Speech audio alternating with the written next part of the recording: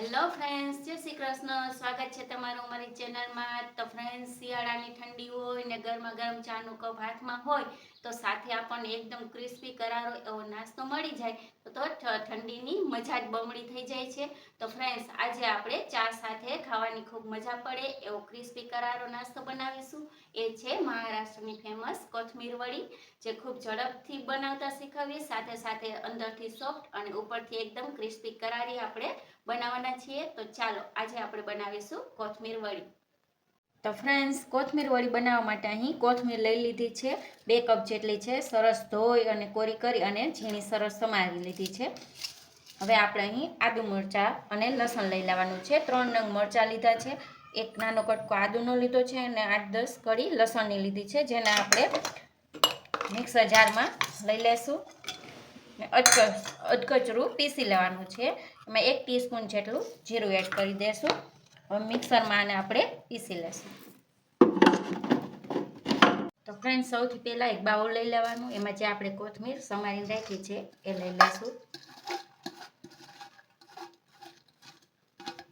બધી કોથમીર લઈ લેશું. હવે એમાં 1 કપ જેટલો આપણે ચણાનો લોટ નાખી દઈશું, ઝીણો,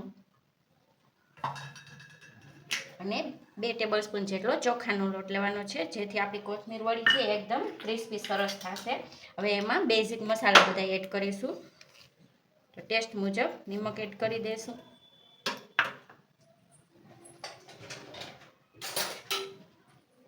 લાલ મરચું પાવડર એડ કરશું આપણે. લીલા મરચાં પણ પીસીને નાખી છે, એટલે એ પ્રમાણે તીખાશ તમે જેટલી ખાતા હોય એ પ્રમાણે એડ કરી દેવાનું છે. 1 ટીસ્પૂન જેટલું ધાણા જીરું પાવડર, અડધી ટીસ્પૂન જેટલું હળદર પાવડર, અડધી ટીસ્પૂન જેટલો ગરમ મસાલો, 2 ચપટી જેટલી હિંગ એડ કરી દઈશું. અને ખાંડ લીધી છે 1 ટીસ્પૂન જેટલી એડ કરવાની. એ ટોટલી ઓપ્શનલ છે. તમને જો ગળ્યું ગમતું હોય તો નાખવી, પણ નાખશો તો સરસ ટેસ્ટ આવશે. હવે એમાં આપણે લીંબુ નીચવાનું છે. અડધું લીંબુ લઈ લીધું છે, એ નીચે દેશું. હવે આપણે એમાં 1 ટીસ્પૂન જેટલા તલ એડ કરી દઈશું. હવે સરસ આપણી કોથમીર વડી સોફ્ટ થાય એના માટે થોડું તેલ એડ કરી દઈશું. 2 ટેબલસ્પૂન જેટલું તેલ એડ કરી દીધું છે. હવે બધું જ આ સરસ આ રીતે મિક્સ કરી દઈશું. પહેલાં બધું સરસ લોટ આ રીતે મિક્સ કરી દઈશું. ત્યારબાદ આપણે જે મરચાં, આદુ અને લસણ પીસીને રાખ્યા છે એ એડ કરીશું. આદુ, મરચાં, લસણ અને જીરું જે આપણે પીશું તો એડ કરી દેવાનું છે. ફરીથી મિક્સ કરી દઈશું અને જરૂરિયાત પ્રમાણે આપણે એમાં થોડું થોડું પાણી નાખતા જઈ એનો લોટ બાંધવાનો છે. એકારે પાણી ન એડ કરતા, કારણ કે આમાં થોડોક જ પાણીની જરૂર પડે છે. કોથમીરમાંથી પાણી છૂટે છે એટલે સરસ થોડાક પાણીમાં સરસ લોટ બંધાઈ જશે, જે હું તમને આગળ બતાવું. જો આ રીતે થોડુંક થોડુંક ચમચી જેટલું નાખતું જવાનું અને સરસ લોટ બાંધી લેવાનો. લોટનું પ્રમાણ ઓછું લેવાનું હોય છે, કોથમીર વધારે લેવાની હોય છે, એટલે સરસ કોથમીર વડીનો ટેસ્ટ આવે છે. જો આ રીતે હજી 1 ટીસ્પૂન જેટલું પાણી લઈશ. ટોટલ 4-5 ટીસ્પૂન જેટલું પાણીની જરૂર પડી છે. આ રીતે દબાવશું ને એટલે કોથમીરમાંથી પાણી છૂટે છે, એટલે લોટ બાંધવામાં આપણે ઉપરથી પાણીની બહુ જરૂર નથી રહેતી. સરસ આ રીતે જો સરસ મિક્સ થઈ ગયું છે.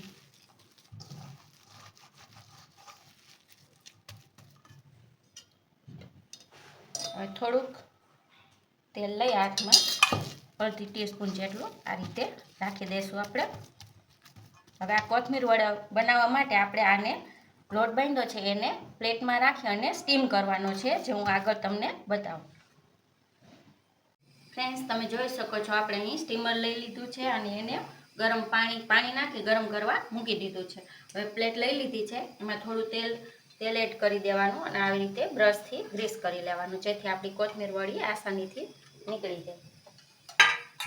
ત્યારબાદ જે આપણે આ લોટ બનાવ્યો છે એને આ પ્લેટમાં લઈ લેવાનો છે.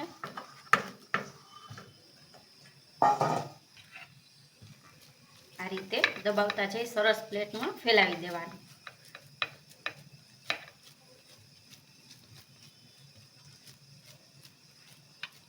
કોથમીરવાળી સરસ ફટાફટ બની જાય છે.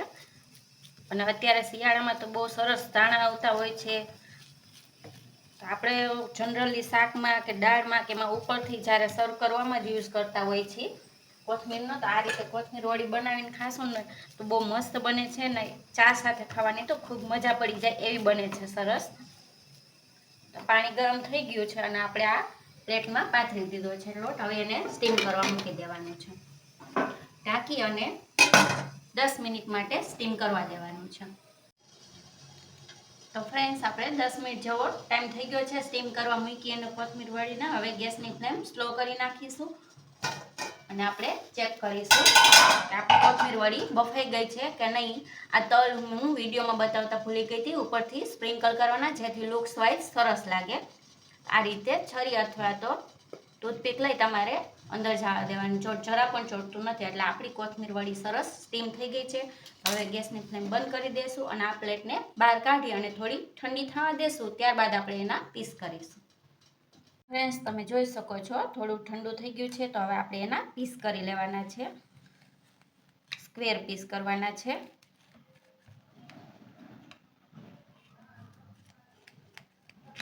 તમે પીસ કરો એ થોડુંક ઠંડુ થઈ જાય ત્યારબાદ જ કરવા. એટલે સરસ આસાનીથી પીસ થઈ જશે અને સરસ નીકળી પણ જશે.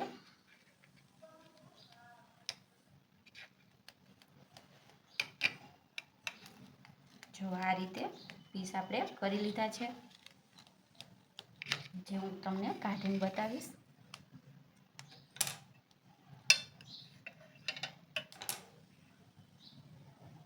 જો તમારે આ થાળીમાં જેટલી જાડાઈ રાખવી હોય એટલી જાડાઈ રાખી શકો છો. અહીં મારે આટલું થયું છે. બહુ જાડી રાખવી હોય તો અડધી પ્લેટમાં તમારે લોટને બાફવા મૂકવાનું એટલે થોડીક જાડી થશે. તો સરસ આપણી આ બફાઈ ગઈ છે કોથમીરવાળી. હવે આપણે એને સેલો ફ્રાય પણ કરી શકો છો અને તળી પણ શકો છો. તો આપણે એને તળવાના છીએ. તો ફ્રેન્ડ્સ આપણે તેલને ગરમ કરવા મૂકી દીધું હતું ને તેલ ગરમ થઈ ગયું છે. હવે આપણે એમાં કોથમીરવાળીના જે પીસ કર્યા હતા એ એડ કરી દેવાના છે. ફ્રેન્ડ્સ આ રીતે બાફીને પણ તમે ખાઈ શકો છો. પરંતુ આમ તળીને ખાશે ને તો એકદમ સરસ ક્રિસ્પી કરારી થશે.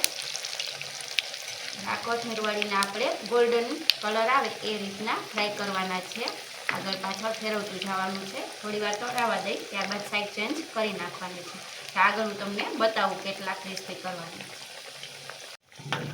જો ફ્રેન્ડ્સ સરસ તળાઈને આમ ગોલ્ડન કલર આવી ગયો છે. તમે જોઈ શકો છો આ રીતના ગોલ્ડન કલરની થાય ત્યાં સુધી આપણે તળી લેવાની છે. જો આ રીતે ત્યાર પછી કાઢી તમે સેલો ફ્રાય પણ કરી શકો છો. ઓછા તેલમાં જો તળવું હોય તો પણ થઈ જાય છે સરસ. આ રીતે બધી જ હું કોથમીરવાળી તળી લઈશ. ફ્રેન્ડ્સ તૈયાર છે આપણી કોથમીરવાળી જેને મેં ચા સાથે સર્વ કરી છે. તમે ચટણી સાથે પણ ખાઈ શકો છો. ફ્રેન્ડ્સ હું ટેસ્ટ કરી જોઈશ. બહુ સરસ બને છે. ઉપરથી એકદમ ક્રિસ્પી અને અંદરથી એકદમ સોફ્ટ અને ટેસ્ટી. તો ફ્રેન્ડ્સ શિયાળામાં કોથમીર ઢગલો બંધ ખૂબ જ સસ્તામાં મળતી હોય છે. તો એકવાર તમે આ નાસ્તો જરૂરથી ટ્રાય કરજો. બહુ જ સરસ બને છે. તમને જો મારી આ રેસીપી ગમી હોય તો આ રેસીપીને લાઈક અને શેર કરી દેજો ને ચેનલને સબસ્ક્રાઈબ કરી દેજો. ફરી મળીશું નવા વિડીયોમાં. Thank you.